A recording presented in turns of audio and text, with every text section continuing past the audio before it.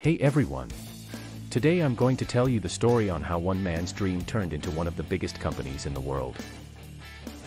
For those unfamiliar with Nike, they are a multinational corporation that designs, develops, and sells athletic footwear, apparel, and equipment.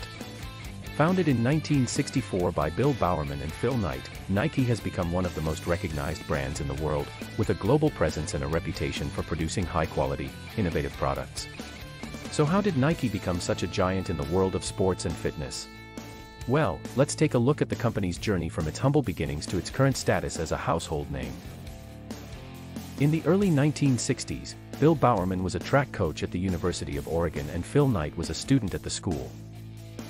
Bowerman was always looking for ways to improve the performance of his athletes and, inspired by the Japanese practice of Kaizen, or continuous improvement, he began experimenting with different ways to make running shoes more comfortable and efficient.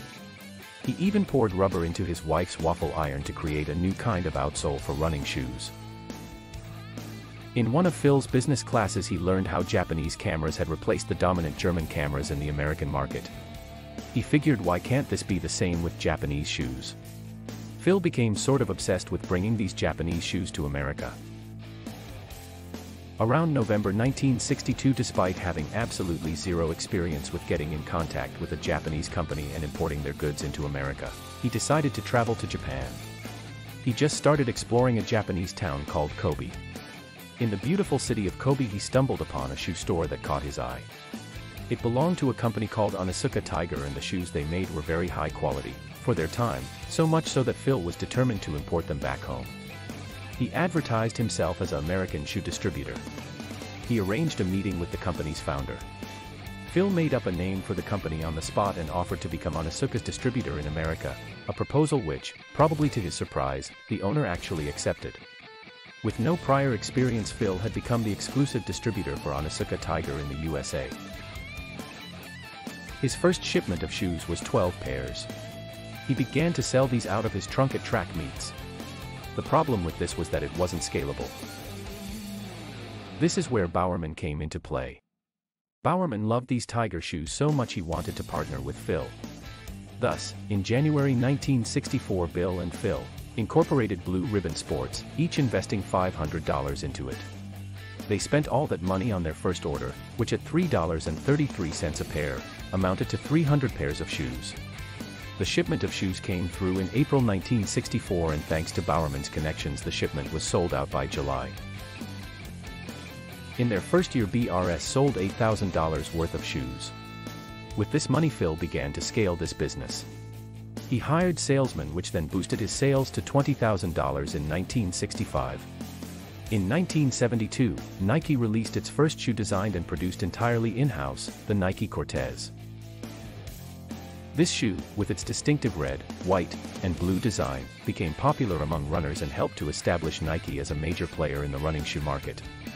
The company continued to grow throughout the 1970s, taking advantage of the running boom that was taking place at the time. In 1978, the company officially changed its name to Nike, a name that was inspired by the Greek goddess of victory.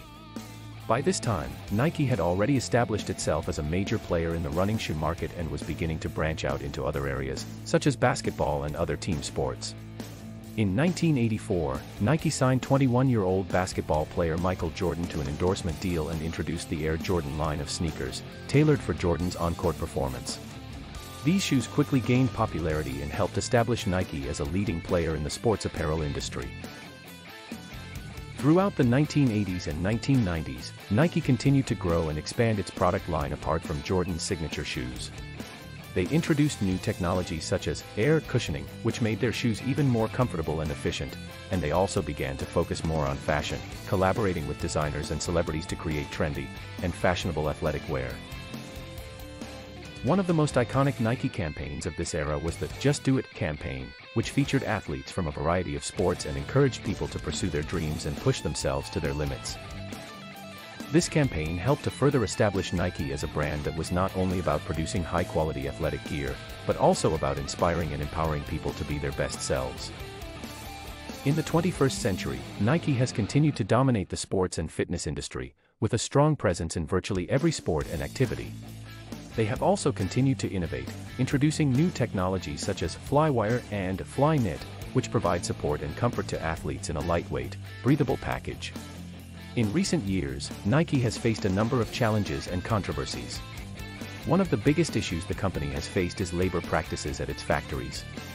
Nike has been criticized for poor working conditions and low wages at its factories in developing countries. The company has made efforts to address these concerns and has implemented a number of initiatives to improve labor practices and working conditions. In addition to labor issues, Nike has also faced criticism for its environmental impact. The company has been working to reduce its carbon footprint and has made a commitment to using more sustainable materials in its products. Despite these challenges, Nike remains a strong and successful company. In 2020, the company reported record revenues of over $37 billion. Over the last 60 years, Nike has risen to fame through a combination of innovative products, powerful branding, and strategic partnerships. The company's iconic "Just Do It" slogan and swoosh logo have become synonymous with athleticism and success, and its partnerships with top athletes and teams have helped to further boost its reputation. Additionally, Nike has continuously pushed the boundaries in terms of product development, introducing new technologies and designs that have resonated with consumers. All of these factors have contributed to Nike's status as a household name and made them one of the most successful athletic apparel and footwear companies in the world. Make sure to like and subscribe to see more weekly business content. Business Villa, signing off.